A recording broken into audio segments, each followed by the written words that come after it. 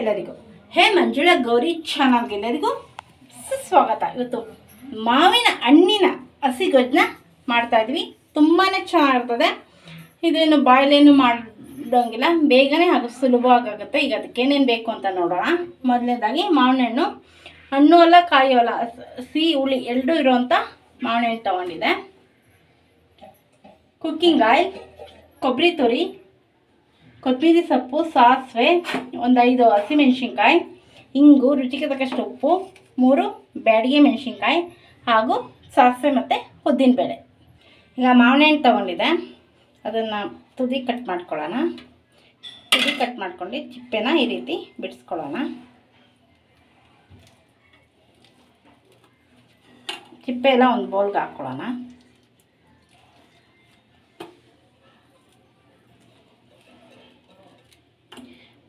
ಹಣ್ಣು ಮತ್ತು ವಾಟನ ಒಂದಕ್ಕೆ ಹಾಕ್ಕೊಳ್ಳೋಣ. ಈಗ ಗೊರಟು ಅಥವಾ ವಾಟೆನ ಸ್ವಲ್ಪ ಕೈಯಲ್ಲಿ ಕ್ರಷ್ ಮಾಡ್ಕೊಳ್ಳೋಣ. ಸೊ ರಸ ಎಲ್ಲ ಬರುತ್ತೆ, ತುಂಬ ಬೇಡ, ಸ್ವಲ್ಪ ಮೈಲ್ಡಾಗಿ. ಈಗ ವಾಟೆನ ಕಿವುಚ್ಕೊಂಡಿದ್ದಾಯಿತು. ಈಗ ಚಿಪ್ಪೆನ ಅದರ ರಸ ಎಲ್ಲ ತಕ್ಕೊಳ್ಳೋಣ. ಸ್ವಲ್ಪ ಅದಕ್ಕೆ ಮತ್ತಿಗೆ ನೀರು ಸೇರಿಸ್ಕೊಂಡು ಈ ರೀತಿ ಚೆನ್ನಾಗಿ ಕಿವುಚ್ಕೊಳ್ಳೋಣ.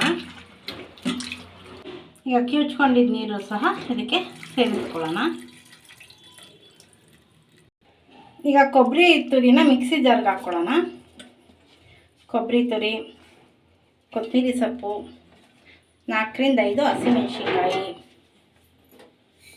ಸಾಸಿವೆ, ಸ್ವಲ್ಪ ನೀರು ಸೇರಿಸ್ಕೊಂಡು ರುಣ್ಣಗೆ ರುಬ್ಕೊಳ್ಳೋಣ.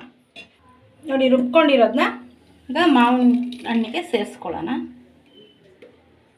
ಮಿಕ್ಸಿ ಜಾರ್ಗೆ ನೀರು ಸೇರಿಸ್ಕೊಂಡು ಅದನ್ನು ಸಹ ಸೇರಿಸ್ಕೊಳ್ಳೋಣ. ಈಗ ಕುಕ್ಕಿಂಗ್ ಆಯಿಲ್ ಹಾಕ್ಕೊಳ್ಳೋಣ. ಒಂದು ಬಾಣಲಿ ಇಟ್ಕೊಂಡಿದ್ದೆ ಒಲೆ ಮೇಲೆ. ಈಗ ಸಾಸಿವೆ ಉದ್ದಿನಬೇಳೆ ಸೇರಿಸ್ಕೊಳ್ಳೋಣ.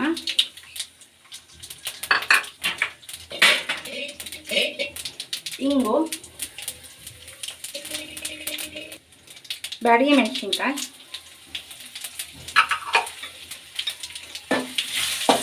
ಎಣ್ಣೆ ಫ್ರೈ ಆಗಲಿ.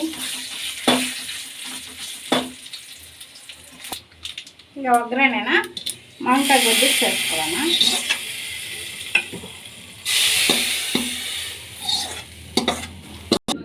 ಈಗ ರುಚಿಗೆ ತಕ್ಕಷ್ಟು ಉಪ್ಪು ಸೇರಿಸ್ಕೊಳ್ಳೋಣ ನೋಡ್ಕೊಂಡು. ಈಗ ಎಲ್ಲ ಮಿಕ್ಸ್ ಮಾಡೋಣ.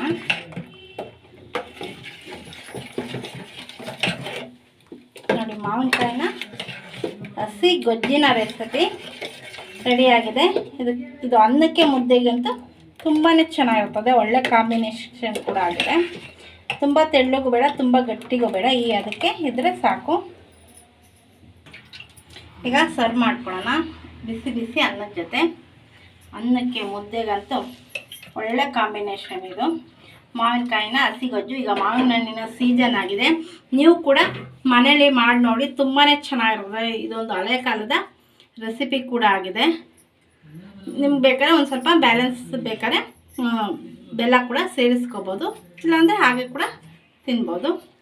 ಈಗ ಟೇಸ್ಟ್ ಮಾಡಿ ನೋಡಿ ಹೇಳ್ತೀನಿ ಹೇಗಿದೆ ಅಂತ. ಈಗ ಟೇಸ್ಟ್ ಮಾಡ್ತೀನಿ ಅನ್ನದ ಜೊತೆ.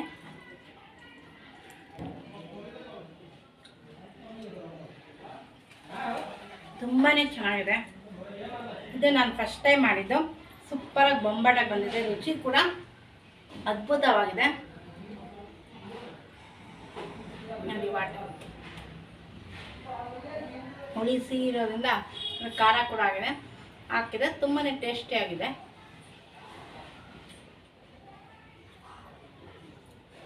ನೀವು ಕೂಡ ಮನೆಗೆ ಟ್ರೈ ಮಾಡಿ ನೋಡಿ, ತುಂಬಾ ಚೆನ್ನಾಗಿ ಬರುತ್ತದೆ. ಒಮ್ಮೆ ಮಾಡಿದ್ರೆ ಪದೇ ಪದೇ ಮಾಡಬೇಕು ಅನಿಸುತ್ತೆ ಈ ರೆಸಿಪಿ.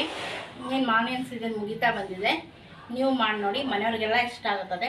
ನೀವೇನಾದ್ರು ನಮ್ಮ ಈ ಚಾನಲ್ಗೆ ಹೊಸಬರಾಗಿ ದಯವಿಟ್ಟು ನಮ್ಮ ಚಾನಲ್ ಸಬ್ಸ್ಕ್ರೈಬ್ ಮಾಡಿಕೊಡಿ, ಬೆಲ್ಲೈಕನ್ ಕ್ಲಿಕ್ ಮಾಡಿ, ಲೈಕ್ ಮಾಡಿ, ಶೇರ್ ಮಾಡಿ, ಕಮೆಂಟ್ ಮಾಡಿ, ಸಪೋರ್ಟ್ ಮಾಡಿ, ಹಾಗೂ ಫ್ರೆಂಡ್ ಮಾಡಿ, ನಿಮ್ಮ ಫ್ರೆಂಡ್ ಆಗಬೇಕು ಶೇರ್ ಮಾಡಿ. Thank you for watching.